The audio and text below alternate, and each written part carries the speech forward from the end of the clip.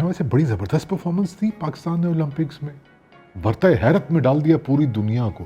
शायद इसकी वजह ये है कि पीटीआई की हुकूमत थी ना, जिसकी वजह से पाकिस्तान इतना अच्छा खेला। नया पाकिस्तान, नया ओलंपिक्स बना दिया उन्होंने। और इस वजह से भी कि खान साहब ने खेलों में 3 PhDs की हुई हैं। 3 PhD वाली कसर नफसी है, मैं आपको बता रहा हूँ। ये 10 PhDयाँ की हूँ ना, तो ऐसी आला परफॉर्मेंस आती है। और इसके ऊपर बेशर्मी की इंतहा ये है कि कम तरीन वसाइल और गुर्बत और जो भी मामलात इन एथलीट्स के चल रहे हैं उन्हें ग्लोरीफाई किया जा रहा है, उनको रोमेंटिसाइज कर। मुझे समझ नहीं आती कि हम लोगों को ये क्या मर्ज़ लाहक हो गया है कि गुर्बत को रोमेंटिसाइज करना है, एथलीट के कम तरीन वसाइल को ग्लोरीफाई करना है। कि देखें इन सब हालात के बावजूद, जब बावजूद आ जाता है तो ये कहते हुए हमें शर्म नहीं आती। असल स्टेटमेंट ये नहीं है कि अरशद नदीम कम तरीन वसाइल के बावजूद अच्छा खेले। असल स्टेटमेंट ये है कि अरशद नदीम पीटीआई की हुकूमत के बावजूद अच्छा खेले। क्योंकि ये इंडिविजुअल परफॉर्मेंस, मैं तो तलहा हूँ या अरशद हूँ, मैं तो इनको इंडिविजुअल परफॉर्मेंस के तौर पर लूँगी। आपको तो ये भी शर्म नहीं है कि तलहा के साथ उसका कोच नहीं गया। मैं ये और जो गए हैं सबको पता है। मैं ये समझता हूँ अफशां के एक मरतबा फिर ये टॉपिक उजागर होकर सामने आ गया। द वे इन्होंने सेलिब्रेट किया पीटीआई के जो भी हुकूमती अरकान हैं। एक तो पता नहीं इतने वज़ीर मुशीर हैं, समझ में नहीं आता कि मुआवनीन ख़ुसूसी सब क्रेडिट ले रहे हैं। और फिर साथ में मीडिया का किरदार इतना, let me use this word, इतना चीप था। द वे उन्होंने इस पूरे इवेंट को कवर किया कि असल इशू कहीं दब के रह गया कि पाकिस्तान में स्पोर्ट्स को तबाह कर दिया गया है एक सोची समझी हिकमत अमली के तहत।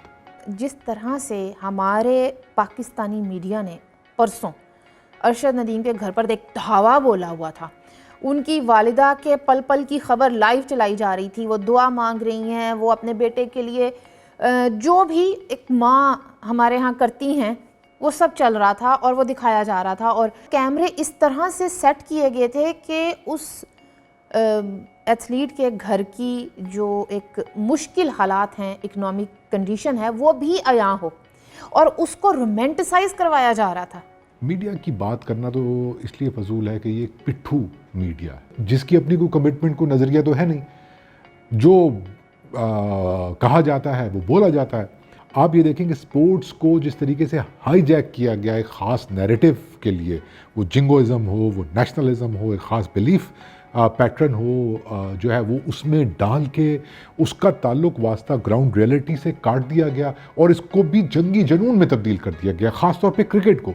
इवन परसों के इवेंट में भी जो सूबेदार नीरज चोपड़ा और यहाँ पे अरशद नदीम, तो कहने का मतलब ये कि वो जंगी जुनून जो पहले क्रिकेट के अंदर आया, ये दोनों जानिब है। हम अगर याद करें जिस तरह से धोनी वो ग्लव्स पहनकर आ गए, या जिस तरह से मिसबा के पुशअप्स को, मतलब हम लोग क्या करते रहे हैं खेल के मैदानों में। फैशिस्ट गवर्नमेंट होती है ना, जैसे हमने देखा था कि रेसिज्म डालते हैं स्पोर्ट्स के अंदर, तो ये एक सोची समझी मैं समझता हूँ कि हिकमत अमली है कि स्पोर्ट्स के अंदर भी जानबूझ के ये बातें डाली गई।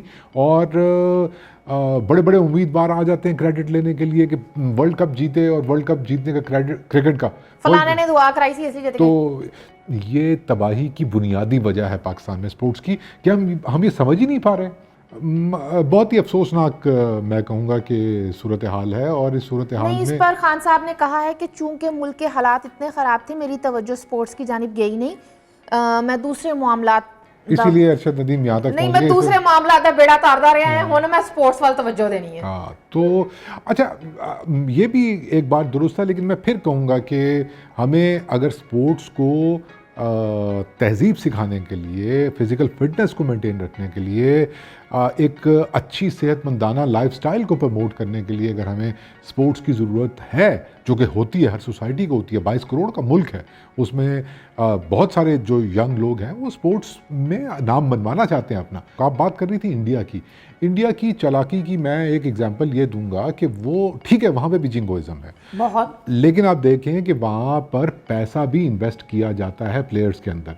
ये जो मोदी की बात करते हैं, अभी इन्होंने एक जो योजना बनाई खेलो थी, इंडिया योजना, मैंने नाम लिखा ताकि मैं भूलूं ना, 312 करोड़ उन्होंने इन्वेस्ट किया।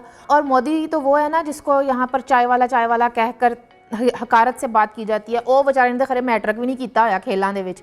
यानी ट्रिपल PhD वर्सेस चाय वाला, चाय वाला, हैशटैग चाय वाला, क्योंकि यहाँ ये समझा जाता है कि दही भल्ले वाला कहना या चाय वाला कहना जड़ा है ना वो दूसरे दी बिस्ती है। काशिफ, वहाँ पर जो इंसेंटिव्स जिस तरह से एक प्राइवेट इन्वेस्टमेंट आ रही है वो देखें, और हमारे यहाँ प्राइवेट इन्वेस्टमेंट के नाम पर जो चलता है वो हमें पता है। और ज़ाती तौर पर मैं अरशद नदीम की इसलिए भी कई बरस तक उसकी ममनून रहूँगी, उस शख्स की, कि मैंने अपनी ज़िंदगी में पाकिस्तानियों को क्रिकेट के अलावा किसी मामले पर दुआ मांगते हुए और स्क्रीनों के साथ चिपके हुए देखा। और ये उसका इंडिविजुअल क्रेडिट है, ये किसी स्पोर्ट्स बोर्ड के किसी डायरेक्टर और किसी जनरल साहब का जो 17 साल से चिपके हुए उनका कोई क्रेडिट नहीं है इसमें। इंडिया की जो आप बात कर रही है, तो और भी स्कीम्स उन्होंने इंट्रोड्यूस करवाई हैं। देखिए, उन्होंने टारगेट ओलंपिक पोडियम स्कीम एक निकाली हुई है जिसमें वो खिलाड़ियों को तैयार कर रहे होते हैं, और फिर हर खिलाड़ी के ऊपर अंदाजन 10 लाख रुपए की इन्वेस्टमेंट होती है एनुअल। बिल्कुल एनुअल। अब मुझे ये बताएं कि यहाँ पर क्या चलता है। यहाँ पर मैंने जो इन एथलीट्स के घरों में इनका ट्रेनिंग का सामान देखा, और चिब्बे तड़िब्बे और पे हुए ने सामान, मतलब लोहे दे जिस तरह, उनकी कोई शेप ही नहीं है प्रॉपर। उसको देखकर ये अंदाज़ा होता है कि इन बच्चों का डाइट प्लान क्या होगा। मुझे एक दोस्त की बात बार बार याद आ रही थी कि पाकिस्तान में अगर किसी को क्रिकेट के अलावा किसी और खेल में दिलचस्पी पैदा हो जाए, खुदा न ख्वास्ता, तो उसके घर वालों की ये कोशिश होती है, दुआ होती है कि ये किसी एक दो जो बड़े डिपार्टमेंट्स हैं ना उसमें किसी तरह से ये इन हो जाए। उन डिपार्टमेंट की वजह से उसका कोई डाइट प्लान, कुछ घर का खर्चा, ये वो चलता रहेगा और वो अपना शौक भी पूरा कर लेगा। ये तो आपने इंडिया की एग्जांपल दी, पाकिस्तान का कंपैरिजन किया। आप देखेंगे इंग्लैंड जो है उसका मेडल्स जीतने का रेशो एकदम से बढ़ गया। पॉइंट्स टेबल पर वो चौथे नंबर पर रहा है, 22 गोल्ड मेडल्स उनके हिस्से में आए और टोटल 65 मेडल्स बरतानिया के एथलीट्स लेकर गए हैं। जो यूके की स्पोर्ट्स बॉडी है उसको उन्होंने $1.5 बिलियन दिए सालाना। तकरीबन 3.5 मिलियन जो हैं वो हर ओलंपियन पर खर्च कर रहे हैं। $3.5 मिलियन डॉलर्स। अगर यूएस को देखा जाए, उनका स्पोर्ट्स बजट, वो अपने स्पोर्ट्स बजट का 10% हिस्सा सिर्फ ओलंपियंस पर लगा रहे हैं। बाकी कहाँ से आ रहा है?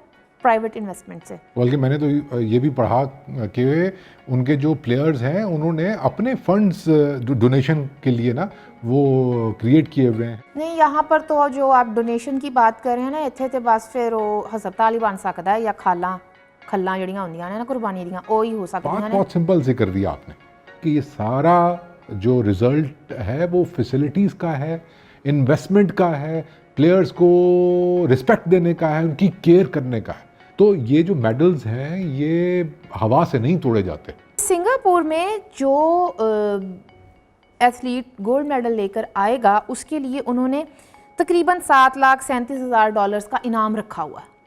पाकिस्तान में आप देख लें, अगर आप ये तलहा या अरशद जैसे एथलीट से पूछेंगे तो उनकी 2 ही डिमांड्स होंगी, वो जेन्युइन भी हैं। नंबर 1 सरकारी नौकरी मिल जाए, मतलब किसी डिपार्टमेंट में। नंबर 2 प्लॉट मिल जाए, घर की छत हो जाए। ये भी क्या इंसेंटिव है, बताओ, अजीब बात करनी है। उसने क्या अच्छी परफॉर्मेंस दी भाई? परफॉर्मेंस तो फैसल जावेद राना की ट्वीट आई थी, उसने दी, शहबाज गिल की आई, इमरान खान, तो ये नहीं। एक मिनट, इमरान खान मैं की बीमारी का शिकार हैं। पहले तो वो मुझे ये जवाब दें कि कौन सा VPN इस्तेमाल कर रहे हैं वो टिकटॉक के लिए जो उन्होंने वीडियो लगाई है, और दूसरी सारी रात की बातें बता दें वो आपको। और दूसरी बात ये है कि उन्होंने एक तो टिकटॉक से वो वीडियो एक्सट्रैक्ट की खरे केड़ा VPN ला के, और फिर उसमें भी मैं ये समझता हूँ, मैंने ये सबक लिया है, मैं करके उस ट्वीट में उन्होंने उस बंदे का नाम ही नहीं लिया अपनी ट्वीट में और कहा कि इस वीडियो से आप सबक सीखें, आप तब तक नहीं हारते जब तक हार नहीं। एक तो इस कौम में निक्के निक्के कासिम अली शाह जो है ना वो इंस्टॉल कर दिए गए हैं, और वो हर कोई अपने आप में एक पूरा मोटिवेशनल स्पीकर बना हुआ है कि आप इंडिविजुअली जो है ना खेल के जीत सकते हैं, जुनून होना चाहिए आप में, कुछ कर दिखाने का जज्बा हो। तो ये जो फैक्ट्स एंड फिगर्स आपने सामने रखे, उससे आपने कबाड़ा कर दिया इस नैरेटिव का। मैं आपका बहुत शुक्रगुजार हूँ। और सच्ची बात भी यही है कि अगर पाकिस्तान में खेलों को तरक्की देनी है तो खेलों को जंगी जुनून से दूर रखें, जज्बे जुनून की बात मत करें खेलों के अंदर। ये एक पॉजिटिव सेहतमंदाना एक्टिविटी है, इसको सेहतमंदाना रहने दें। इतना छोटा खिलाड़ी ना बनाएं कि अगर वो गलती से वर्ल्ड कप जीत गया तो उसके बाद वो अगले 30 साल तक संभाला ही नहीं जा रहा। ज़रा उनका ज़र्फ बड़ा करने की कोशिश करें। आप कमज़रफ़ी की बात कर रहे हैं। अगर आपको याद हो, शहबाज दौर में एक पंजाब स्पोर्ट्स फेस्टिवल का इनेकाद हुआ था। अगर खिलाड़ियों को, इस मुल्क के बच्चों को खेल की जानिब राग़िब करने के लिए एक हेल्दी एक्टिविटी देने की कोशिश की गई, आप उसको 2-4 साल चलने तो दें, देखें तो सही बच्चों की दिलचस्पी और कैसे एथलीट्स निकल कर आते हैं। नहीं, हमने उसके अंदर भी सियासत घुसानी है, हमने उसमें भी चोर डाकू लुट गए खा गए, ये सब कुछ करना है और फिर ये कहना है कि मेरे से बड़ा तो स्पोर्ट्समैन इस मुल्क में पैदा ही नहीं हुआ। आपको पता है कि ये जो हमारा रीसेंट बजट है, इसमें स्पोर्ट्स के लिए कितने पैसे रखे गए? कितने? 92-93 करोड़ रुपए। जहाँ तक बात है कि 92 करोड़ 93 करोड़ लग रहा है, ਅਸੀਂ ਨਾ ਇੱਕ ਸ਼ੀਸ਼ੇ ਦਾ ਮਰਤਬਾਨ 92 ਵਿੱਚ ਜਿੱਤਿਆ ਸੀ। ਹੁਣ ਉਹਦੇ ਵਿੱਚ ਅਸੀਂ ਅਚਾਰ ਪਾ ਲਿਆ ਖੇਲਾਂ ਦਾ, ਉਸ ਅਚਾਰ ਦੇ ਵਿੱਚੋਂ ਅਸੀਂ ਕੱਢ ਕੇ ਉਹ ਖਾਈ ਜਾਣਾ ਤੇ ਦੱਸੀ ਜਾਣਾ ਕੌਮ ਨੂੰ ਕਿ ਇਹ ਮਰਤਬਾਨ ਹੈ।